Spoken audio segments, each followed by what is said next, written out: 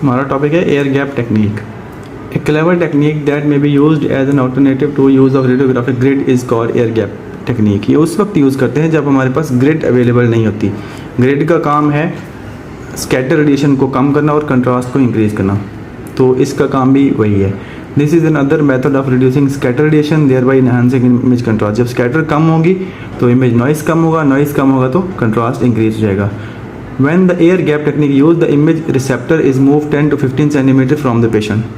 Image receptor move नहीं करता, गलत लिखा हुआ है, पेशेंट थोड़ा सा पीछे कर लेते हैं, हम पेशेंट को मूव करा लेते हैं, क्योंकि कोई जो बक्की होती है या कोई जो चेस्ट स्टैंड होते हैं वो फिक्स होते हैं अक्सर, तो पेशेंट को थोड़ा सा पीछे मूव कर लेते हैं, सोर्स की तरफ, एक्सरे ट्यूब की तरफ मूव कर लेते हैं। दरमियान में जो कि रिसेप्टर है और जो कि पेशेंट है उसके दरमियान में फासला रखा जाता है थोड़ा सा। ये देखें इस तरह, ये दरमियान में ये जो फासला है ना, ये वाला दरमियान में फासला है, ये रखा जाता है। तो पेशेंट को थोड़ा सा इधर मूव कर लेते हैं, उसको उधर मूव नहीं करते, पेशेंट को इधर मूव करते हैं थोड़ा सा, 10 से 15 centimetre.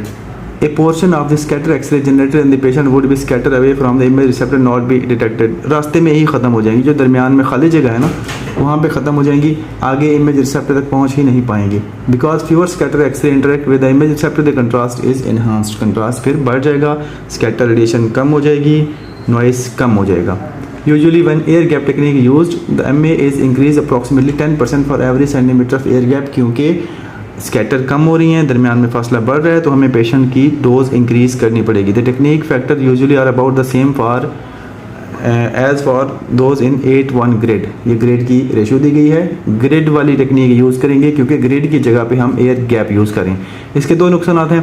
The patient dose is higher than that associated with the non grid technique and is approximately equivalent to that of an intermediate grid technique.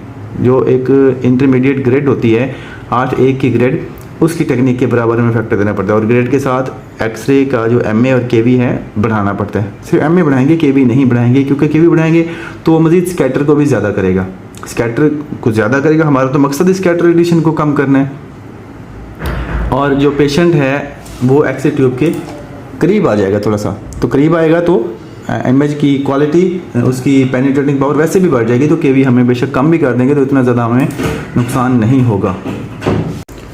तो क्योंकि पेशेंट जो है वो एक्सरे ट्यूब के करीब आ जाएगा तो लो एनर्जी रेडिएशन भी उसको एक्सपोज करेंगी, तो इस तरह पेशेंट डोज बढ़ जाएगी। दूसरा डिसएडवांटेज है air gap technique is the image magnification with associated focal spot blur. Image magnify हो जाएगा। क्यों मैग्नीफाई होगा? क्योंकि जो ऑब्जेक्ट, ये जो फिल्म है, फिल्म थोड़ी दूर हो जाएगी पेशेंट से, तो इमेज थोड़ा मैग्नीफाई होकर मिलेगा हमें आगे।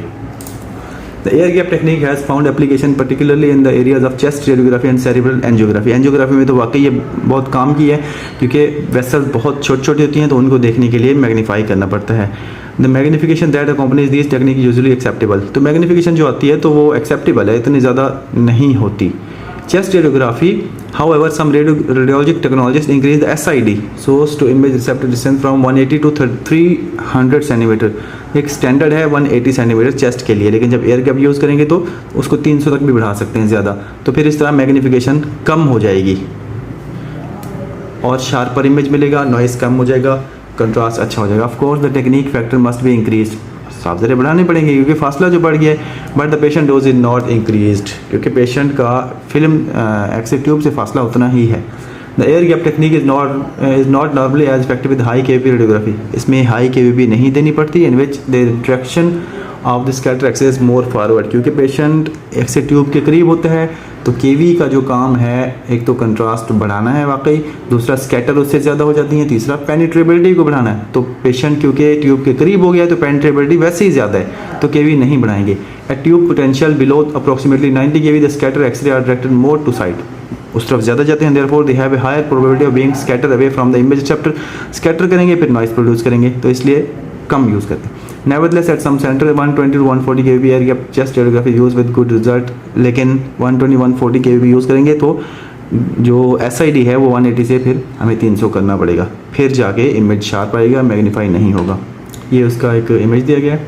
दूसरा इमेज मैं भी दिखाता हूँ, प्रैक्टिकल इमेज।